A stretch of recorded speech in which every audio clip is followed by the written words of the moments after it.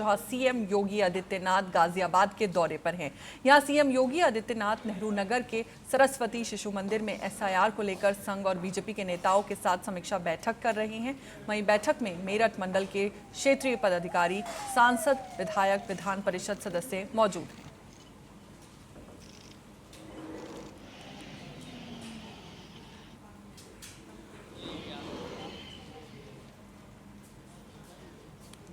यहाँ सीएम योगी आदित्यनाथ नेहरू नगर के सरस्वती शिशु मंदिर में एसआईआर को लेकर संघ और बीजेपी के नेताओं के साथ समीक्षा बैठक कर रहे हैं।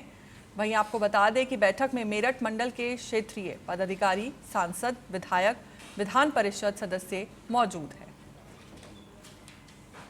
ये बैठक एसआईआर को लेकर हो रही है। सीएम हमारे साथ इसी खबर पर ज्यादा जानकारी के साथ जुड़ चुके हैं संवाददाता नदीम। सीएम योगी की इस बैठक में आज क्या क्या अहम बातें चर्चा में हैं?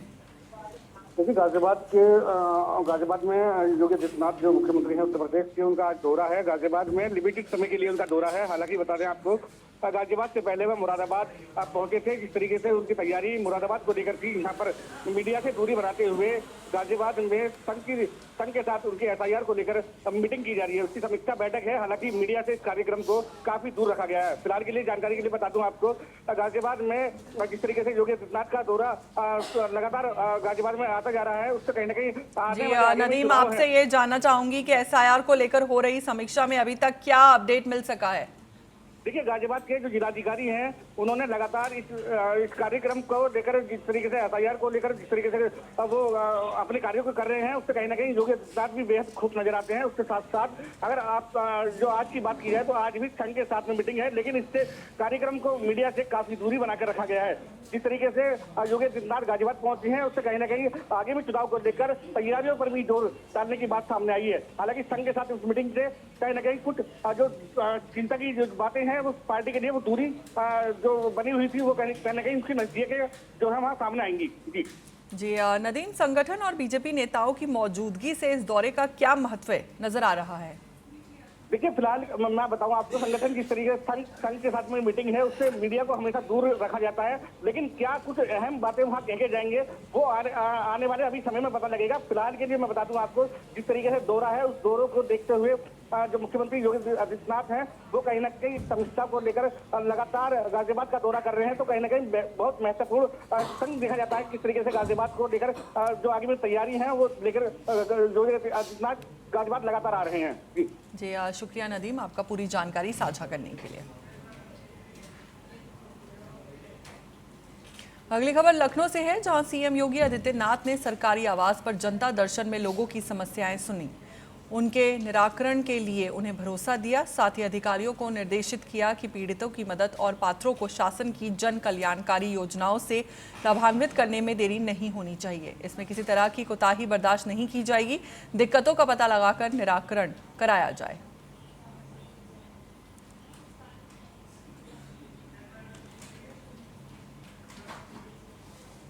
आम आदमी पार्टी के राज्यसभा सांसद संजय सिंह बरेली पहुंचे। यहां उन्होंने 21 से 26 दिसंबर तक 6 दिवसीय पदयात्रा और 4 जनसभाओं की घोषणा की। इस दौरान उन्होंने आरोप लगाया कि यूपी में मतदाता सूची में गड़बड़ी कर वोट डकैती की तैयारी हो रही है। साथ ही संजय सिंह ने बुलडोजर कार्रवाई को एक समुदाय विशेष के खिलाफ इस्तेमाल करने का सरकार पर आरोप लगाया और दावा किया कि कुछ स्थानों पर आरएसएस से जुड़े निर्माण कार्यों के लिए धार्मिक स्थलों को नुकसान पहुंचाया जा रहा है।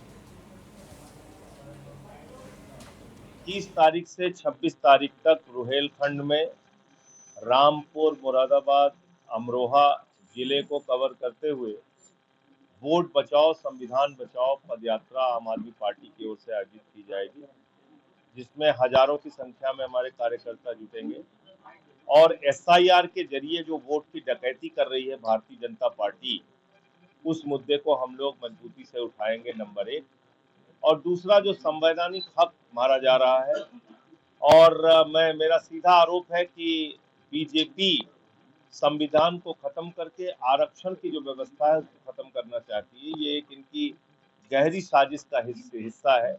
इसीलिए इन्होंने एक बाबा को भी छोड़ दिया है कि उसके माध्यम से ये एक नकली बहस इस देश के अंदर चला रहे हैं। हमारा देश हमारे देश का संविधान धर्मनिरपेक्ष है और अगर इस प्रकार की मांग शुरू हो गई तो कल को कोई सिख राष्ट्र मांगेगा, कोई तमिल, कोई तेलंगाना, कोई तेलुगु, कोई नागा, कोई आज़ाद कश्मीर, कोई कहेगा बरेली को राष्ट्र बना दो, मैं कहूँगा सुल्तानपुर को राष्ट्र बना दीजिए। तो ये एक बहस जो देश के अंदर चलाई जा रही है, दरअसल ये संविधान के खिलाफ है। तो वोट चोरी और वोट की डकैती, उसके खिलाफ ये यात्रा है और संविधान का जो हक छीना जा रहा है उसके खिलाफ ये यात्रा है। भेदभाव की राजनीति से दुनिया का कोई देश आगे नहीं बढ़ा है, तो हिंदुस्तान भी भेदभाव की राजनीति से और नफरत की राजनीति से आगे नहीं